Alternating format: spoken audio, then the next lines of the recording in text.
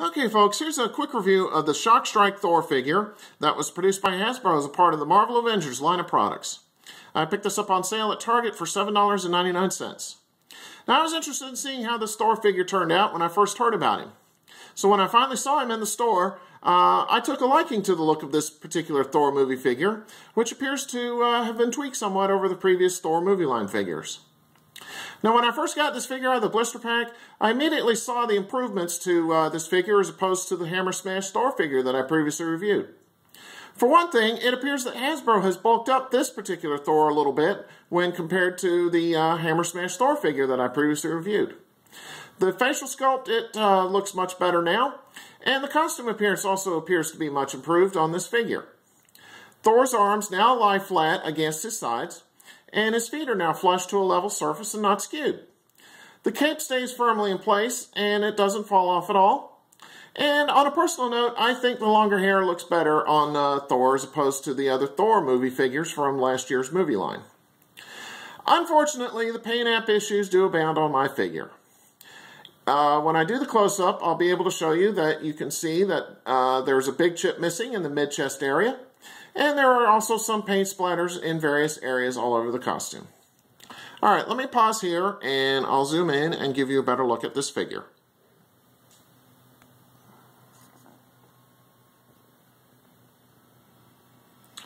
And you can see in the mid-chest area that there is a big paint chip missing, and that's really unfortunate.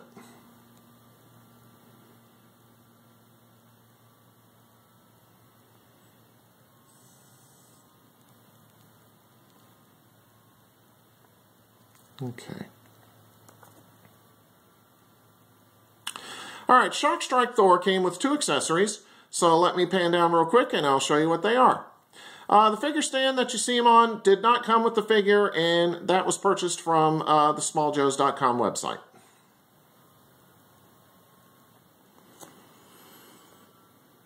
Okay, first up, here is Mjolnir, Thor's hammer. This time around, the hammer's handle appears to be somewhat thicker, and it also appears that a lighter shade of gray was used to color the hammer's head. And I also like the small runes all around the edges. Let me pause here and I'll zoom in and give you a better look.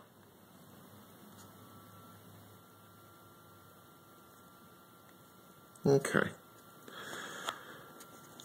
Next up, here is the Shock Strike accessory. This is a missile launcher that has been made to simulate Mjolnir being thrown at Thor's enemies while it is surrounded in an electrical field. The spring mechanism, it works okay, as you can see here. But I'll be honest with you, this just looks silly. And in my opinion, it's just another forgettable and unnecessary gimmick that's being used to appeal to the younger consumers. And just for all of y'all that are curious, that's what the missile looks like when it's not inside the launcher. Alright, back to the figure itself. What I'll do now is a quick 360 of the figure and let you see what he looks like from all sides.